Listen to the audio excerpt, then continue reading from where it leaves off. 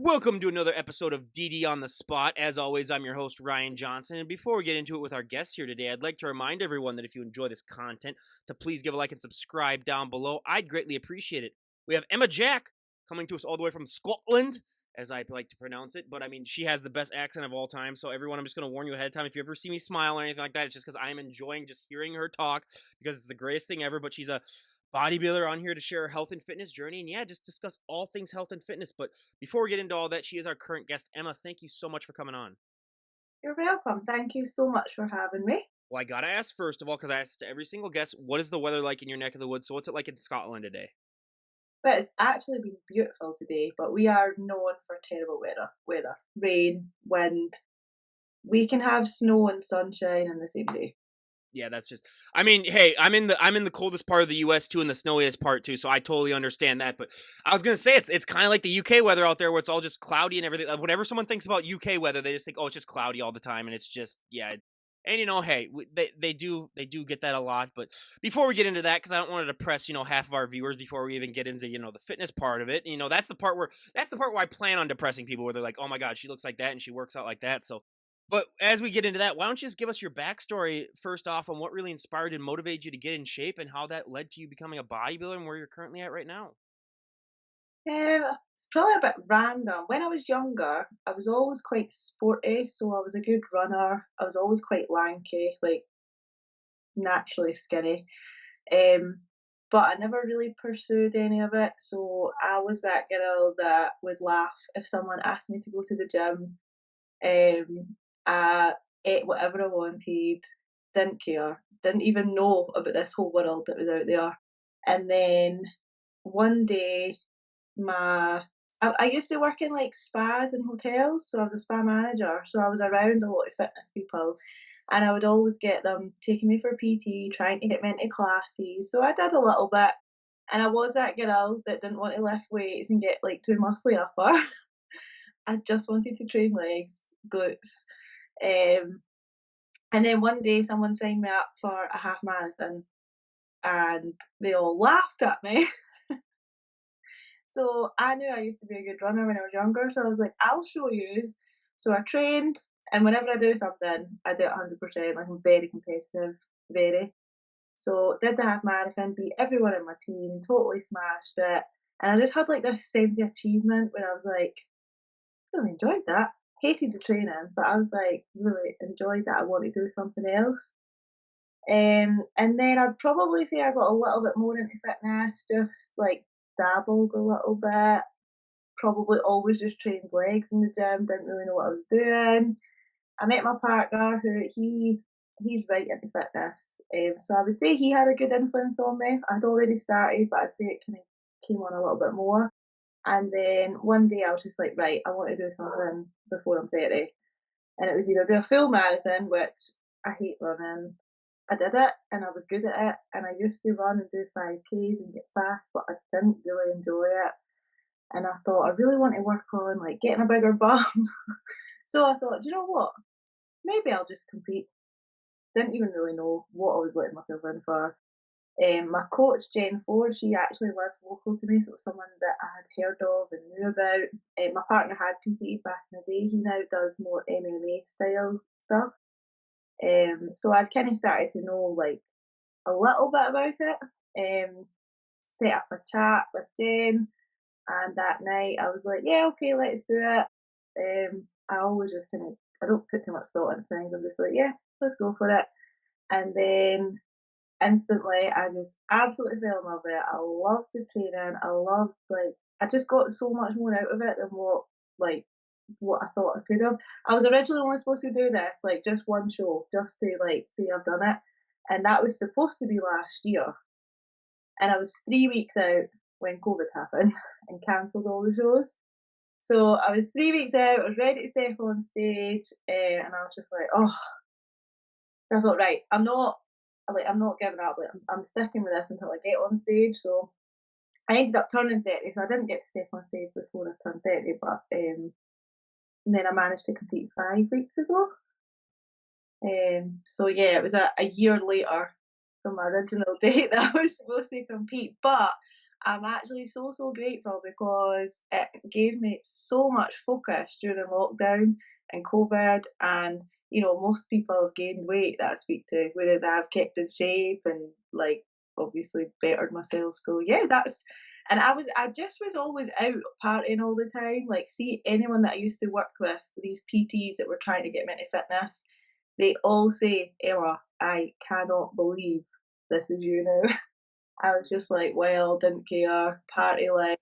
So yeah, not anything really inspiring at all. Hey, no, that's inspiring enough as it is. Talking to me like a party animal like myself, I can get off the wagon too. So yeah, that's inspiring to me too. But I mean, like you mentioned, you had that myth, and I mean, I like to break it every single podcast that a lot of women have. Where like, yeah, if they go to the gym, they pick up one dumbbell, they're gonna put on, like 30 kilos of muscle, and it's like, oh my god, if that did happen to you, I would spend my entire life savings to train with you then, because you have found the secret that everyone's looking for. But obviously, I mean, you found out that it's so much more than that. How do you like to respond to that now when people come up to you and say that to you? Because I bet you still hear that all the time. Yeah, I just say to them, I train upper like mad, and I'm not exactly Hulk woman, so yeah, you'll be fine. And again, like I got to put that out there. If that does happen to you, leave a comment down below, and I will get in contact with you, and we will make you like the richest person on the planet. But when you were working out, I mean, especially during the, I mean, you had your first show ready right before coronavirus. How did you deal with staying in shape during the pandemic? Because I mean, the gym shut down, especially because I know the UK went into lockdown again. A few months back that they did all that, and what was that journey like for you, just keeping that in shape and keeping that mental sharpness too? Because I mean, during the pandemic, so many people really fell off the wagon just because, and reasonably so, because they had other things to worry about. But how did you maintain that shape during this whole pandemic?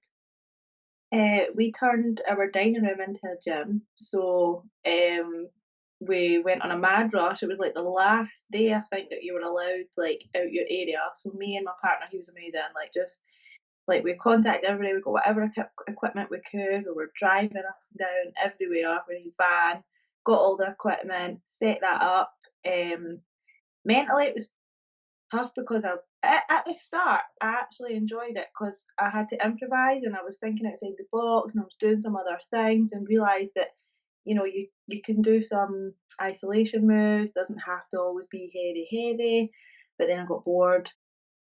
So just kept sourcing like whatever equipment I could. We were chopping trees down in the garden, so I was literally out in the back garden with a tree trunk on my back squatting. So I used to get Kevin, my partner, my neighbour, they'd get the tree trunk on my back and be out in the garden squatting. Um, we were putting it down on the ground like a landmine squat. We were just improvising. So yeah, we just got by and just tried to have fun with it. Okay, thank God. If she would have said that like she would have squatted sheep or something like that, I'd be like, okay, that's the most Scottish thing I've ever heard in my entire life. Okay, but no, she did treat. So that's the Rocky workout, basically, like everyone's talking about. But hey, that's improvising, and that's great. And how did your partner deal with the MMA style workouts? Was he just like getting like stuff to punch and stuff? Was he like doing that, or how was he doing that? Well, we set up what I call Fight Club. So, he bought mats, and our friends just live across the road, so, um, obviously we weren't supposed to be in contact, but we were.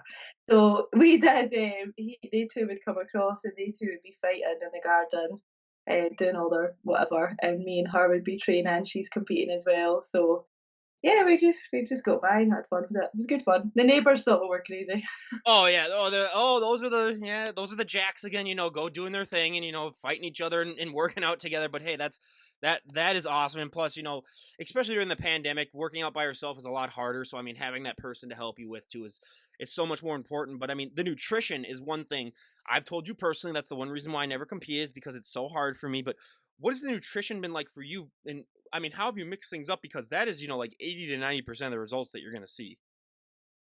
My nutrition I've actually found a lot easier than I thought it would. I mean, I'm strict, but I eat the same every single day. So my coach just she started me off to see like how I would respond. We soon realised that I eat quite. I'm on really high foods for my size.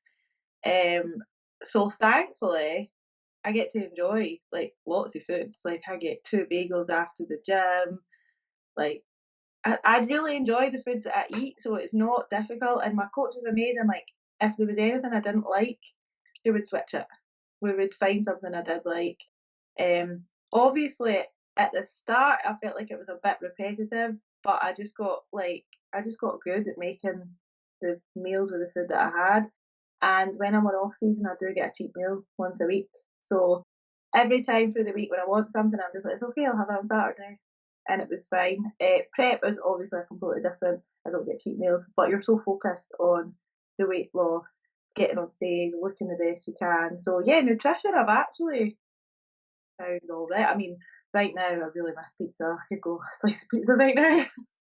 Is that your go-to cheat meal is pizza? Yeah, pizza, halloumi. Any pizza in particular?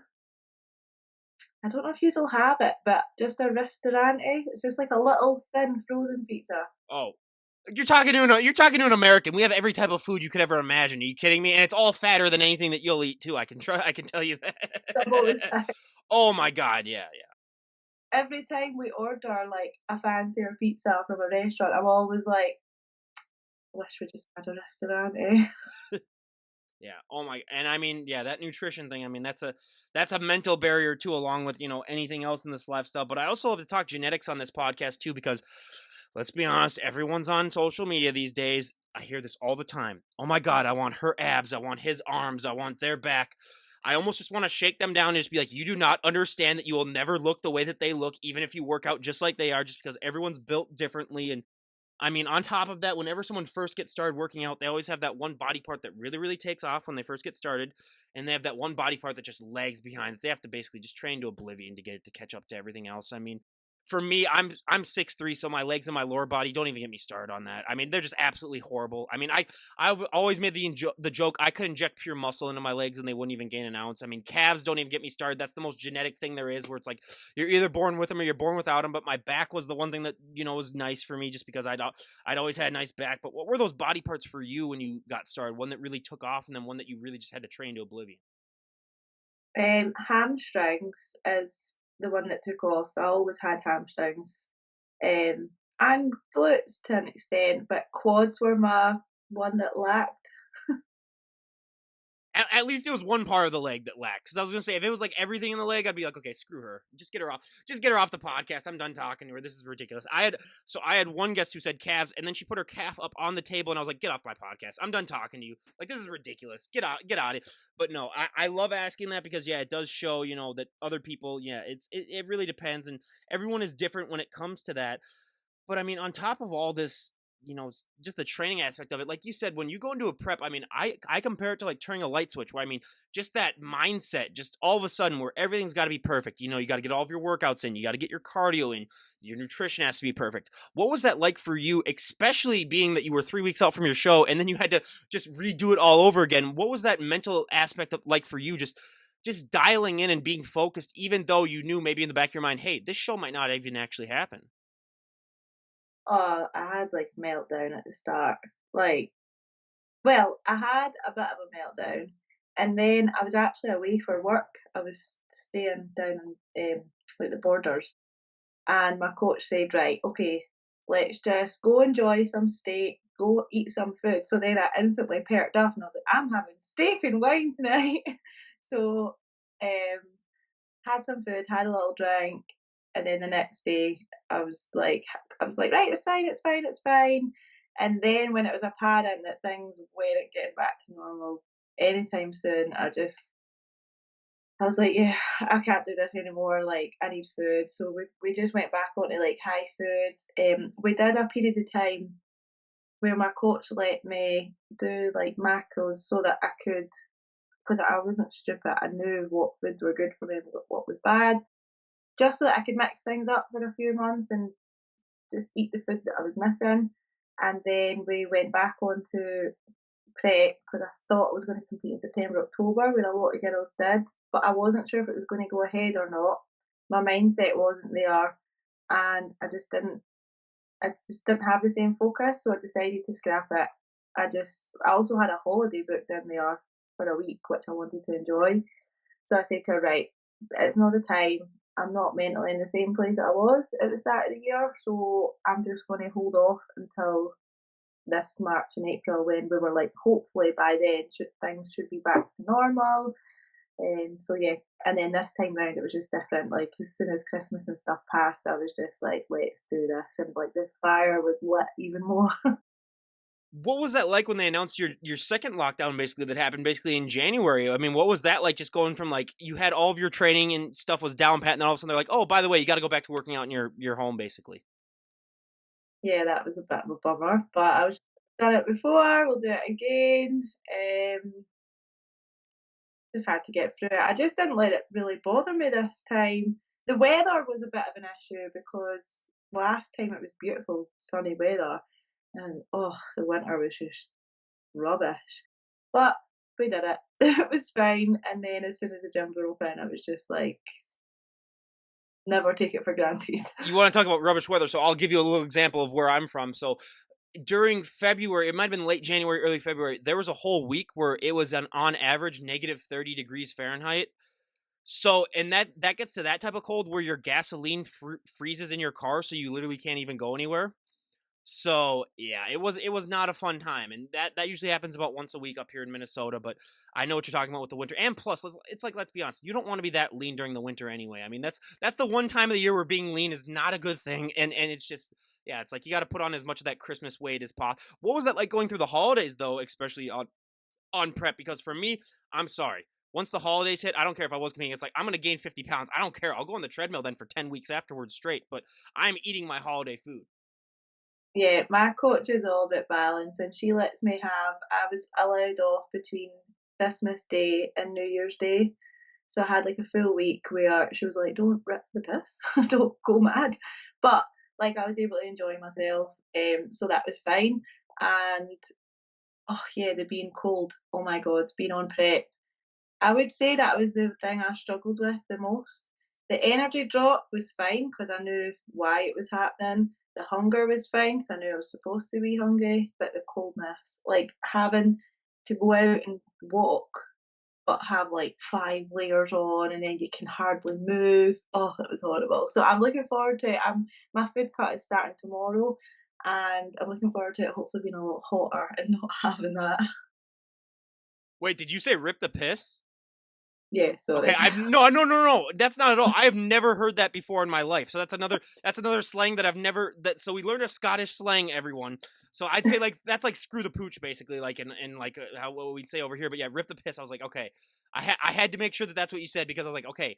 So hey, we learn everything. We learn one thing new every podcast, and we learn some Scottish slang here, everyone. So that's yeah. And I always ask if I have when I had the Irish person on. I mean, yeah, they were just doing all this type of Irish slang. So hey, I wouldn't expect anything else. But yeah, at least you do start your cut, yeah, now, at least in the more summertime of the year. But one thing that I would have never guessed in a million years before I started this podcast that, is so much harder for the guests than I would have ever imagined is the posing. I mean, most people would have never realized that. That I mean, when you talk about the nutrition, you talk about the working out. Most people would guess that that would be the hardest, but for so many athletes, posing is the hardest thing. Or I compare it now to being a perfect driver. Where, I mean, you can be a great driver, you can never be a perfect driver. You can be a great poser, you can never be a perfect poser. It's always ever evolving. What has your experience with posing been like? Oh, it is hard, so hard. And I'm not like I'm clumsy, I'm not elegant and graceful at all. So I remember watching videos and it was just a minefield. So I tried to do it. My coach showed me some stuff and I was just like, what have I let myself in for? This is not me at all. So I decided to invest in a posing coach, which was the best thing I've ever done. And I've had like quite a few lessons with her. She's very well known in the UK. She's amazing. Um, Emma Hyndman. I don't know if you've heard of her, the posing Yeah. Oh pro, yeah. but she is on point with her posing. So that gave me a massive boost. Just because I felt like I started to feel confident. Like, okay, at least I know what I'm doing is right. Because at first, it's really hard. You're looking at different posing styles. You don't know what one you're supposed to be doing. Like it was just really was a minefield at the start, and I was doing all the wrong poses. So having her at least show me what to do, giving me my routine, and then obviously I just had to come away and practice it after that. So yeah, but it's hard. And I originally practiced my first style of posing, which was going to be for last year. And then this year I decided to compete with a different federation for it's the NPC. They have a different style of posing, and the reason I was always going to do them last, um, but they seemed to be the only ones that were going ahead in like April time there. So I was like, do you know what? I'm just going to learn that posing, so let's just do it. So just switch my whole posing routine up. So now I'm trying to go back to my old posing. Yeah, it's so hard. Like, and it's trying to bring your own little flair to it as well. Because if you're not being yourself, you'll look odd on stage. Like you'll look so unnatural. So yeah, Oh it's my god, hard. I mean that sass too, like you're talking about. You're either born with it or it's almost impossible to learn. Was that something that you always had? Because we've had some guests on where it's like they had to try to learn how to develop their own sass, and then we've had some people where it's like you could even tell just by talking to them for like 5 minutes that like they have their own sass. I have zero sass. So I said to my coach, I was like, "Could I have a glass of wine before I go on stage?" She was like, "Well, you can if you want." I was like, "I'll be like Beyonce if I have a glass of wine." But she was like, "Don't, because like you'll be drunk after one glass of wine, and you'll be that idiot on stage." Oh, plus, yeah, with how leaned out you are, you might even after one sip of wine, you might even be drunk after that. It's like, I mean, now I would love to see a drunk competitor, try to do their posing. That would be probably the highlight of my life if I ever saw that happen. That would be pretty funny. But no, yeah, yeah. But that's yeah. Believe me, I might have had to have like done a shot before I went just to get that liquid courage too, because I'm just like you. But out of the poses that you did, what was your favorite pose and what is your least favorite pose? Mm, oh, hard question.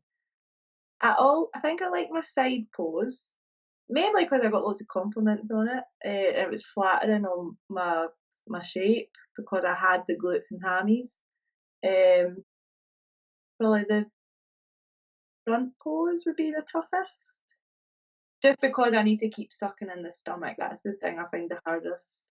People don't understand that for every one of these poses you have to be flexing everything. I mean, it's not just doing the one thing that they I mean, that's another thing too is that like people do not understand that muscle maturity that you need to have too in order to sustain that for a while because like if you were to get someone from the general public on stage, they would last for like 5 or 10 seconds in one of those poses, but don't understand that sometimes you got to be up there for minutes on end and yeah, it's just the hardest thing for me too would be the smiling thing because like your jaw muscles must be the most sore thing after the show just because of that smiling the entire time and it's like I could not sustain that for the amount of time that it was. But what was that moment like for you when you got to step up on that stage and show off all that hard work that you've worked? I mean, I normally say months upon months, but I mean, you were working years on it just because of last year with COVID. Like, you had such an extended time to work on it. What was that like to finally, after all that hard work and all that time that you just spent, wondering if things were going to happen, to finally be able to step on that stage and, show off all that hard work? Do you know, I actually had such a lovely time, and I thought the being on stage part was going to be the bit I didn't actually enjoy. That was what I wanted to do to put me out of my comfort zone, but I didn't think I was going to enjoy it, and I loved it. And I didn't even get nervous. And even before I was going on stage, like I was just so excited, and I got on stage. However, I would say I think I enjoyed myself a little bit too much, and I think I was far too relaxed. Like, I posed and I did fine, I got really good feedback and, whatever, but I think I could have posed harder. I think I was too busy just enjoying myself. I was just, like, taking it all in. My partner said to me, he was like, "Focus!" Like, I was just looking everywhere. So, yeah, lesson learned for the next one, be focused. I'm trying to keep my laugh down, but I just imagining a Scottish man yelling "Focus" in the crowd. Oh my god, I would absolutely lose. I'm sorry. I told her before everyone that I'm gonna be as professional as possible, but this is my favorite accent out of all the accents in the world. So like this is like literally open like waking up on Christmas morning and looking to go and find your presents. Basically, that's what I can describe this like for me. But no, yeah, that is and that's great that you had. And I mean, what was your friends and family's reaction like? First of all, when you announced to them that you wanted to, give bodybuilding a try, because that's not something that especially for women, most parents would hear from their kids. Yeah, it was a bit of a mixed a mixed bag. My mum instantly was like, "Oh, I'm so worried." Like, it drives me insane. Like, I don't mind if they don't understand it because not everyone will, but when they say, "I'm worried about you, it's not healthy," I'm like, "I'm healthier than most people you're gonna come across in your life." And like, I've never been healthy, I've never felt like I don't understand, so it's quite frustrating. She's supportive in her own way. My dad's fully supportive. He's just like, "You're gonna win. You're competitive. You go smash it." But yeah, like it's been a bit mixed. Anyone in my family or my friends who have been into fitness in some way, whether it's small or whatever, are totally like, "This is amazing." They get it. But anyone that's not is just, yeah, you get like, you just get all the questions like, "Oh, it's a bit extreme." Well, it's an extreme sport, and then I try and explain like it's only this extreme. When you're on prep, it is a little bit more relaxed. Like I'm going to things and not drinking, and that concerns them. And I'm like, I was a lot more unhealthy before I did this. She's not Irish, everyone. Okay, if you were Irish, they'd be like, "Why the hell aren't you drinking?" Basically, but then yeah, no, I had to get a little Irish dig in there too as well. But yeah, that's the one thing that most people do not talk about is how, like, let's be completely honest, this is a selfish sport, and I mean selfish in the best way possible. But like, yeah, it's a lot of you time, and I mean, obviously, it's for the best, but what has your social life been like for this? Because that's one thing that I struggled with in college when I really started to take things seriously in the gym was all the times like, oh, you want to go out to a bar, you want to go out and get a few drinks. Oh no, I got to get my workout in.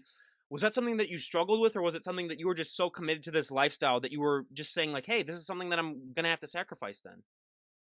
I don't really feel like it's affected my social life. So, like I said, when I was in off season, I would, if I ever had plans or things on, I'd work it round my cheat meals. So, if my friends were going out for dinner, I would go join them. And I also said, if I get invited to anything, I'm not going just because I'm not drinking. So, we used to go out. Kevin would at first he liked it because he was like, "Oh, I've got my personal driver to drive me around." Now he's like, "Oh, I can't wait till you can have a drink with me." And we don't all like he doesn't go out all that often, so I would just go out when the clubs were still open. I would just stay out and party and actually learned that I can have such a good time without having to. I mean, yeah, I'm looking forward to being able to go out and have a drink and stuff after, but I just had a good time and yeah, I don't think I've really like, and I think because of lockdown, I've not really like nothing was happening, so it was fine. So yeah, I don't really think my social life's been affected really. Well, so I've mentioned this probably a handful of times on this podcast, but you're going to be like my 460th guest, so I'll mention it again. So, because you mentioned, being the designated driver, basically, that's where the DD on the spot of the podcast comes from. Is that in college, every Friday night I would be the designated driver, and then Saturday night I would just go absolutely crazy. But Friday night I was known as the designated driver, so I'd always be on the spot too. They'd always call me and just be like, "Oh, hey, want to pick me up from here?" Or, I would just always be downtown. Like I would start out with a group of friends, and then if people needed rides before then, they'd call me. It was like a group of like 10 people that would do that. So I was known as that. So that's when I was thinking of a name for the podcast. I was like, oh yeah, they always called me Dee for the designated driver. So, hey, that might as well be a thing. So trust me, I know that life of just, I mean, and plus, let's be honest, sometimes being the sober one in a group of drunk people is the most fun that you can ever have too. I mean, just dealing with them and being like, oh hey, don't step in that dog poop that's on the side of the floor or side of the curb and stuff like that. But yeah, it can be very entertaining at times. Yeah. Love watching drunk people. It's great. Oh yeah, absolutely, and yeah, that's one of the good things as well. But what was that moment like for you after your show when you finally got to eat something that wasn't super lean or super dry down? What was that like for you when you finally got to bite into that? Because I can't imagine like what that feeling must be like because I've never done that myself where I've gotten that lean and that shredded and then finally been able to eat something that's not chicken or broccoli or whatever it is. Oh, it was so good, but I went far too far. I remember, so I got a bit of sugar before I went on stage as well. So I actually got a little bit before I went on, so that was good. And then as soon as I came off, oh my god, I've got like a video of me just eating this fudge, and you can just tell I'm so happy. And then I got back to an apartment, and I couldn't wait to get showered, like all that tan and just get it all off. So I remember just literally being in the shower getting Kevin to come through with like whatever I wanted. I was just like loving life. And then we got our takeaway, we had pizza, and then I was in a bit of a coma after that. Oh my god, even talking about that tan. So I am mainly Norwegian, so I have that pure white Norwegian skin where it's like literally look at it's reflecting off of the clouds basically. That's how pale it is, that it reflects off of clouds, not just the sun. But so yeah, I would literally have to do about 10 layers of tan if I ever wanted to do that. That's another reason too that I never compete or anything like that, because I was like, I don't want to waste my entire life savings on a tanning company basically then just to get me looking the way that I am. And people don't realize too, I mean, that's probably the most trialsome part for so many people is that, like, yeah, you got to bring your own bed sheets and you got to do. So is that how you really, like you said, you knew some competitors from that? Was that basically just because you had to clean their bedrooms basically afterwards and they had all that spray tan on the covers and everything? Oh, well, I can't even remember. Did I take my own bed sheets? I was I gonna think say because that's what most people do, and it's like, yeah, it's that is another one of those unsung things where it's like if I were to make a list of things that because like I told you before, when you mentioned bodybuilding, people are like, oh, those are the people that just work out a lot and they go on stage and they pose. That's about one of the 100 things that you could come up with. So yeah, but the bed sheet thing is that's just one thing that I hear of quite a little bit. But hold on a second here. I was just double checking. My dog was scratching at my door, so I'm just making sure that she's all okay. I got a little Cavachon, which I mean we can get into dogs, but I mean she's a cute little thing.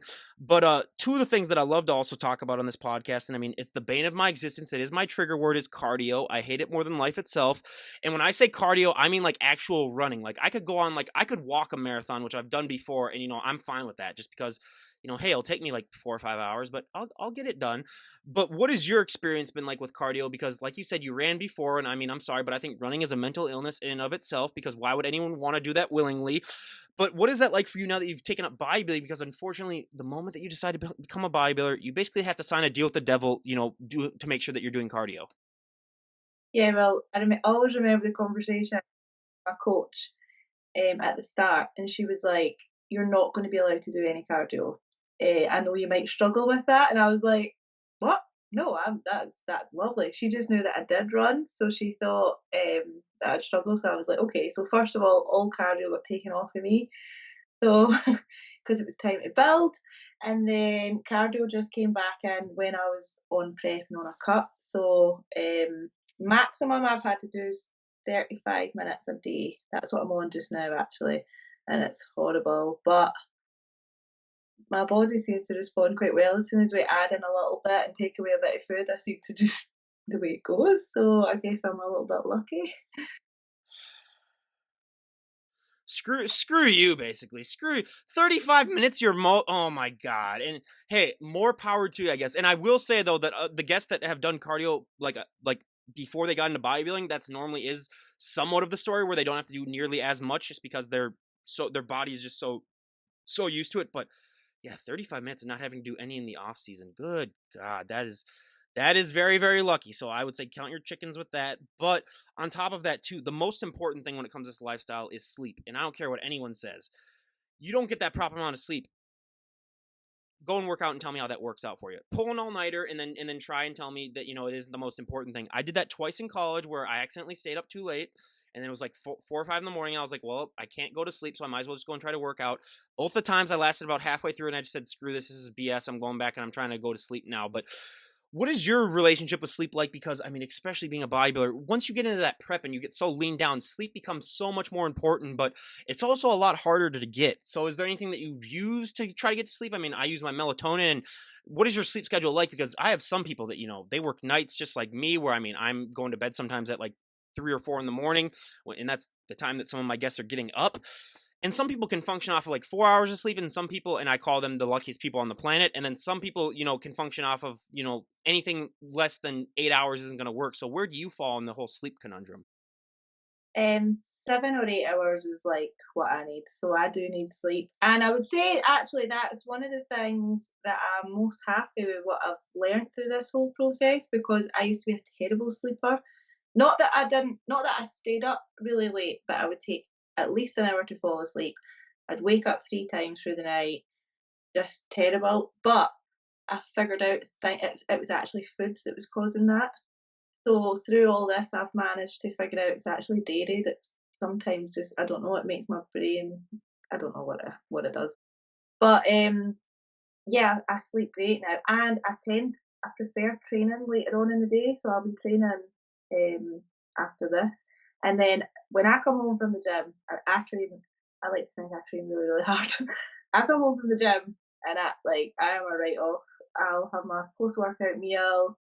I'll maybe like play with the dogs a bit, whatever, chat to Kevin. But yeah, I'm out. And as soon as I go to sleep, head hits the pillow, I'm out.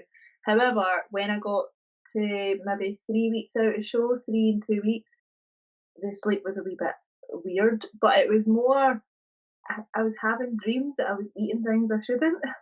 And then I'd be like panicking, like, oh my god, I've just ate a donut. And then I'd be awake at 4 in the morning and couldn't sleep, or it was just my brain thinking about everything. So I don't know if it was, or I'd wake up hungry and get back to sleep. Okay, well now I gotta do a tangent because you mentioned dogs. What kind of dogs do you have? I've got a big German Shepherd, and my other one is a Rottweiler crossed with a Staffy. I mean, first of all, your dog would step on my dog and kill it because my dog is just a tiny wee dog. But I mean, yeah, the moment, yeah, I mean, I'm the biggest dog lover that you'll ever meet. I have a compilation that I'm currently working on publishing where it's all the times that dogs have interrupted the podcast, whether either barking or just like running into the camera. It's the cutest thing ever. So actually, I'll tell you this on live air because my favorite moment that I've ever had with an animal on the podcast is that I had a male bodybuilder on and he had his trophies like in a shelf, kind of like my thing, kind of like in the background. He had a cat. The cat jumped up on the shelf and started kicking off the trophies as we were talking. I said, "You do realize that's staying in because that's the greatest thing that I've ever seen in my entire life." And he's like, "Oh yeah, sure that can stay in." So yeah, that's great. Yeah, animals. Yeah, anytime they do that, so that is absolutely awesome. But I mean, going back to you, yeah, I had to get into that little dog tangent because anytime I hear the word dog, it's like, oh my god, dogs, dogs, dogs. That's my ADD going into focus. Where as soon as I hear that, it's like, oh my god, I want to talk about dogs now. But going back into your lifestyle, I mean, yeah, just with the sleep and with everything. I mean, I'm glad that you said that you struggled with sleep early on because I was like, okay, if she told me that she didn't have to do cardio and that her sleep was perfectly fine, I was like, I don't even know if I could even publish this podcast thing because I would just get too jealous during the editing process where I'd be like, I don't even want to give her the benefit of the doubt. But one thing that I also love to talk about is like, I mean, let's be honest, when you get down to that lean shape for a show, you're not the average looking woman. And if you were to like walk out in public dressed the way that you are right now, I mean, you're going to get attention, you're going to get stares just because it's human nature when you see something that's not of the normal to just be like, oh, wow, that's interesting. So what was that like for you sort of realizing that, I mean, like, yeah, you are going to get a lot more people's attention and it's just, especially the leaner that you get. I mean, and when you're in off season, especially during the winter, that's one thing I like about here is that, I mean, you can just wear coats and jackets and cover up mainly everything. But what was that like for you just sort of realizing that? And I mean, let's be honest, Scotland isn't known for as being a hotbed of bodybuilding. So I mean, it's not something that's not, I mean, in States I think it'd be a little bit more popular. But what was that like for you just sort of adjusting to that, just that the way that people perceive you as you got closer to a show? Yeah, I did notice, and personally myself as well. Like I think being stage ready, it's so cool to see, but I personally don't like it. Or like I look in the mirror and feel like a 12-year-old girl or Oh, you something. got that skeleton look basically. Yeah, that's what I call it. Yeah. But yeah, I would probably tend to like cover up a wee bit more. I go to a bodybuilding gym, so it's quite nice because you go in there and instantly they'll see you and folk will be like, "Oh, when's your competition?" Like, because it's just all over your face, isn't it? So it's quite nice. I've been surrounded by like so many people with that. But yeah, you do get the like people, "Oh, you're not going to get any skinnier, are you?" Yes, actually, I am, but it's just for a very short period of time. And I'm actually now probably just starting to feel more comfortable. I'm up like 3 or 4 kilograms from stage weight, and this is me now starting to get to more comfortable, like what I quite like myself. However, the cut is happening tomorrow, so I'm about to be Skeletor again. But yeah, it doesn't bother me. I'm really laid back. I've got quite a thick skin, so if anyone, like, I did get some looks, and oh my god, look at her legs. I've heard it, and I'm just like, Well, hey, your cut's in perfect time because you'll be right ready for beach season then, basically coming up in the next 2 to 3 months. So there's another positive on that. But I mean, what does that switch look like for you tomorrow then when it comes to your nutrition? Because like some people when they get started in a prep, they automatically just like go from like what they're eating right then to like poverty calories, and then some people, or I'd say the vast majority of them, they do the thing where it's like they slowly move down. What is it looking like for you when it comes to like your nutrition aspect? Is it just going to be like slowly you're going to be eating less or eating just more protein? What is that looking like? yeah, it'll probably be quite gradual again. It's been gradual the past 2 times. So I did say to my coach the other day, I was like, "Is this going to be a gradual cut or a drastic?" Because I actually compete in 5 weeks' time. So just because of the way the shows have worked, so I've kind of been on like a mini off season on prep. So should be quite gradual.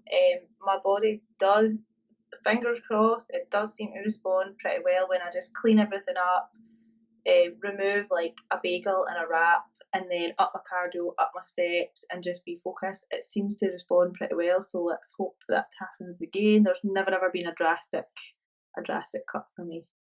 Absolutely. And the last few questions that I like to ask, I mean, if someone were to walk up to you and say, Emma, we made the decision, you can change one thing about just the bodybuilding lifestyle in general, and everyone would go along with it, what would be one thing that you'd like to see changed? That's a really hard question. I feel like I've not been in it long enough to be able to know like the Well, ins. here, then we'll just say like the health and fitness lifestyle, then in general.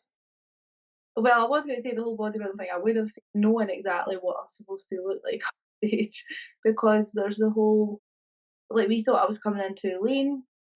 Then my judges' feedback was that I could have been tighter around the midsection. So, but I think that is the one thing with the bikini category. It's if it was like a all over maybe like thing that they just let everyone know this is what we're looking for, that would be easier.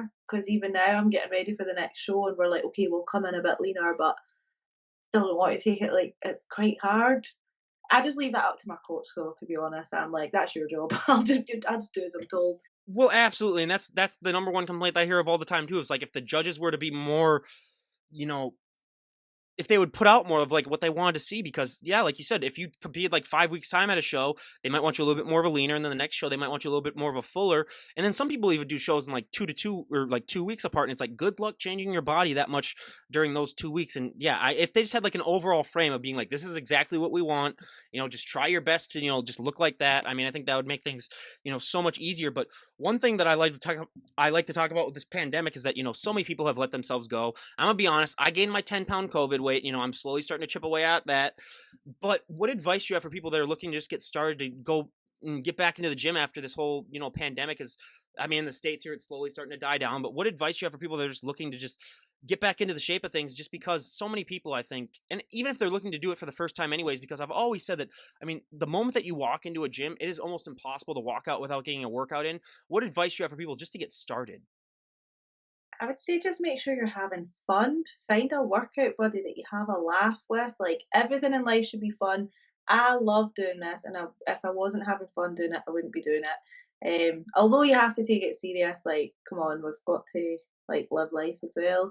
So I'd say have fun and take one little step at a time, like one healthy habit at a time. Don't try and do this like life change. You change everything up in your diet. You go into the gym 6 days a week. Like just baby steps. Like every day better than the day before.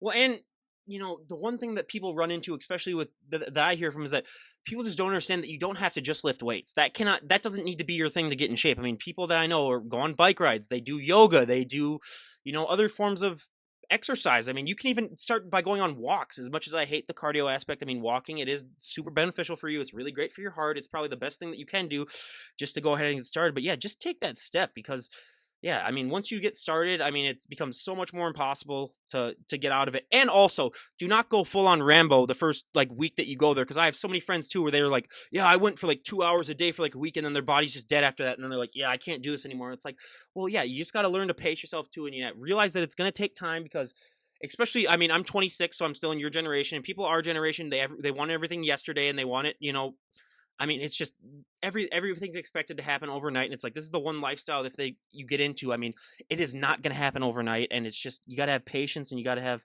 that dedication, which is one thing that I admire so much about people that compete in this sport, is that their qualities that are lagging in this day and age, but that they possess. But now, I mean, if we were to talk to you a year from today, where would you like to be at just in your bodybuilding journey? Where would you like to be at just in your overall life? What are some goals that you'd like to have achieved if we were to talk to you a year from today? Well, I'm getting married next year. So I really love this and I've found something that like I really do love. But after these competitions, I want to do all the wedding stuff and do all that, get married, possibly have a family. My coach has already said to me, "You will 100% be back at this." She was like, "I know you will." So a year, maybe pregnant, but I will still be lifting weights as a pregnant person, very healthily.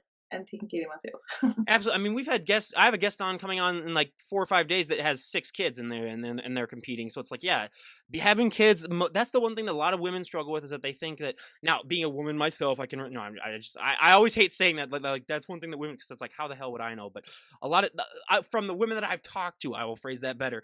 I have heard that once they have kids, I mean, it's hard for them to get back into shape just because taking care of the kid and stuff. But yeah, it can be done, and a lot of my guests on that have done it. So yeah, it definitely is possible. And again, Emma, I cannot thank you enough for coming on the podcast and for sharing your journey. Is there anything else that you'd like to say before we wrap things up? No, just thank you so much for having me. It's been lovely. Okay, I promised that I wouldn't do this, but I have to do it. There's one word that I want to hear you say that was like, if I hear a Scottish person say it, I'm gonna lose my mind. But could you say McGregor? Because every time I hear that from a Scottish person saying that, I get like a little tingle. So McGregor. McGregor. Oh my god. Yeah, just the way they say it, like I can't. Yeah, you always hear like Scott. Like I was watching Rob Roy last night because it was on TV, and I was like, oh, I'm having a Scottish guest on tomorrow. I might watch that. I'll get you McGregor, and then it's like, oh my, it's like how I hate to talk so much about an accent, but it's just like how people talk. It's just so interesting because like I've talked to people from Australia, another weird accent that you'll never get, and they have different accents too over there. It's like I've talked to all the English speaking countries in the world. I've even talked to like South Africa. I've talked so like just hearing all the different ways that people speak one language is just so fascinating for me. But yeah, again, you guys, everyone go and check out Emma. I'll leave a link to her Instagram page down below. Buyer beware, you will get inspired to get in shape and stop eating those Twinkies and get off that couch. But again, this is Ryan Johnson, DD on the spot, signing off. Have a great day, everyone.